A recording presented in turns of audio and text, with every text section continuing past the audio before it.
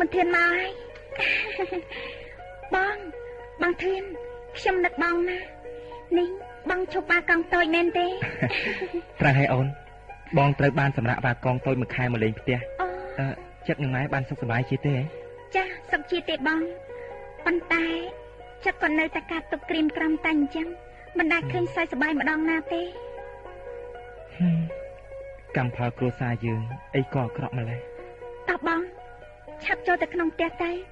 ចឹកហើយនឹងម៉ែកំពុងរងចាំបងអត់ទេណោះតើអូនចឹកម៉ែកូនសុំក្រាបប្រណិប័តល្អហើយកូនដំណើរតាមផ្លូវមិនអីទេកូនហ៎បាទមិនអីទេម៉ែ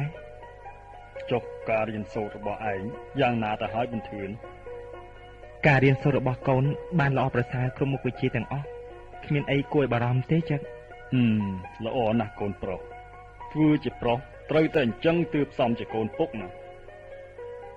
ទៅរកផ្លាស់សម្លៀកបំពាក់មុតទឹកមុតថុកទៅកូននឹងអាលញ៉ាំបាយជុំគ្នាណាបាទម៉ែប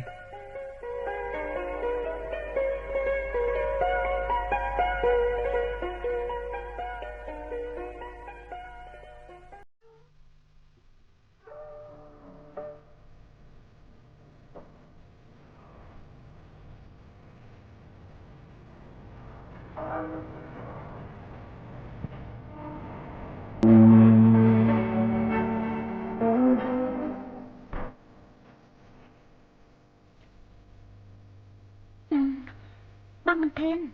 ក្រែងថាពេលនេះជាពេលសម្រាប់បាកងហ៎ថ្មនេះហើយបងនៅអានសភៅអីទៀតល្មមចូលសម្រានហើយបងយកទៅជ្រៅណាស់ហើយដែរណាបងមិនទាន់ងុយទេសុផាន់ទើបបងយកសភៅមកអានដើម្បីរំលឹកមេរៀនខ្លះឡើងវិញណាបងមិនធានខ្ញុំមិនគួររំលឹកពីអ្វីដែលបងបានជីកប់យ៉ាងជ្រៅរួចទៅហើយនោះទេសុផាន់អូនមានការអីចង់និយាយជាមួយបងមែនទេប្អូនគិតថាមិនគួរលើកយករឿងរ៉ាវពីអតីតកាលមករំលឹកវិញទេរឿងរ៉ាវអីទៅអូនជារឿងរ៉ាវអតីតកាលមែនទេគឺរឿងបងនិងអ្នកបងធីវីនោះណាហ៎វីធីវីយ៉ាងម៉េចអូនចង់សួរបងតាមត្រង់ទៅចុះតើសប្តាហ៍ថ្ងៃបងនឹងគិតដល់អ្នកបងវីខ្លះទេបើបងនៅគិតវីធីវីតើបងត្រូវធ្វើយ៉ាងម៉េចនេះដោយសារតែបងស្រឡាញ់នឹងអាណិតវីនឹងហើយបានជាបងខិតខំរៀនសូត្រឡើងតាមបំណងរបស់ចិត្តនឹងម៉ែចុះបានអ្នកបងវីធីវីត្រឹងញៀនគេឆាប់ឆក់យកទៅវិញតើបងគិតយ៉ាងម៉េចបងនឹងកោសក់ដួសអស់មួយជីវិតបងសម្រេចចិត្តយ៉ាងនេះគឺយកស្នេហាជាធំពេកហើយចុះចិត្តនឹងម៉ែដែលខំស្រឡាញ់បងនោះតើបងគិតយ៉ាងម៉េចដែរអភ័ណ្ឌអូនគួរតែនិយាយត្រង់មកស្រួលស្ដាប់ជាងអូននិយាយបញ្ឆិតបញ្ឈៀងយ៉ាងនេះបងស្ដាប់មិនបានមិនយល់ទេដល់ដំណាក់កាលនេះទៅហើយអូនក៏មិនអាចមិនលាក់នឹងបងតទៅទៀតបានដែរវិធីវីមានរឿងអីអូនឆាប់និយាយមកបងចង់ដឹងណាបងប៊ុនធានបងជាមនុស្សប្រុសបងត្រូវតែចេះរងាប់អារម្មណ៍កុំឲ្យពុះកញ្ជ្រោលខ្លាំងពេកព្រោះរឿងអីទៅអូនអ្នកបងវិធីវីត្រូវម្ដាយចាប់បង្ខំឲ្យរៀបការក្នុងរយៈពេល 2-3 ថ្ងៃទៀតនេះហើយបងពុទ្ធអភ័ណ្ឌអូននិយាយលេងឬនិយាយមែនប៉ិតណាស់បងអ្នកបងវិធីវីទៅរៀបការជាមួយចាស់ណៃសើតជាកូនរបស់ថៅកែកណូតឈ្មោះណៃសៀនឥឡូវបដាបដាសម្រាប់ធ្វើរោងកសាផ្សេងគេបានដឹកយកទៅរៀបចំនៅផ្ទះយានួនរួចជាស្រេចទៅហើយរងចាំតែអ្នកបងវិធីវីបានជាសះស្បើយពីជំងឺបន្តិចគេនឹងរៀបការហើយអញ្ចឹងវិធីវីនាងកំពុងមានជំងឺចាជាជំងឺផ្លូវចិត្តការពិតអ្នកបងវិធីវីនៅតែនឹកនឹងស្រឡាញ់បងដដែលប៉ុន្តែការរៀបការនេះបណ្ដាលមកពីយាយនួនបង្ខំទេព្រោះគាត់មើលឃើញមាសប្រាក់ថៅកែណៃសៀននោះជាធំណាស់បងរឿងការស្រពោនដែលលោកអ្នកនាងស្ដាប់នៅសូមអញ្ជើញលោកអ្នកនាងស្ដាប់កំសាន្តភាគទី7នៃរឿងការស្រពោនដូចតទៅធ្វើមិនដាច់ជើងក្រឈោងមិនដល់ចេះតែទ្រាំតាមកម្មវាសនាទៅ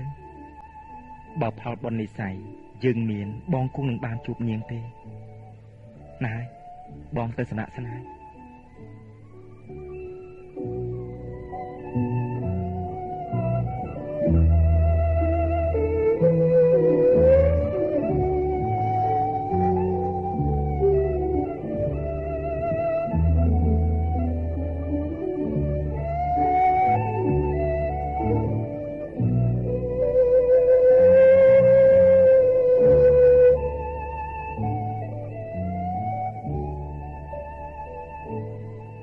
យប់នេះខ្ញុំរកថ្មិចមិនលក់សោះនឹកឃើញតែអនុស្សាវរីយ៍ថ្មីដែលស្រីនិងបងធ្លាប់អង្គុយសាសងគ្នាលើអង្រឹងក្រោយផ្ទះទឹកភ្នែកខ្ញុំហេតុអីក៏ចេះតែហូរមកគ្មានស្រាកស្រានយ៉ាងនេះអ្នកហូរមកដើម្បីអីតើខ្ញុំនៅសល់អ្វីទៀតទៅនៅលើโลกនេះជាតិនេះជីវិតខ្ញុំអីក៏អផុសម្ល៉េះពេលថ្មនេះតើអូនកំពុងធ្វើអ្វីវិធីវីកំពុងតែមានជំងឺតើយីនួនម្ដាយនាងដឹងពីអាការៈជំងឺរបស់អូនទេទោះបីដឹងក៏គាត់មិនយកចិត្តទុកដាក់ដល់បំណងប្រាថ្នារបស់កូនស្រីដែរតើខ្ញុំត្រូវជួយនាងដោយវិធីណាជីវិតមនុស្សកើតមកហើយមិនដេចឡាយក៏នាំមកនៅសេចក្តីទុក្ខសោកកង្វល់មកផងវិធីវីសម្លាញ់ចិត្តបងហើយបើអត់ពីអូនទៅម្លេះសំបងរស់នៅកំព្រេកំប្រនដោយកូនរុក្ខជាតិកណ្ដាលថ្ងៃហួតហើយ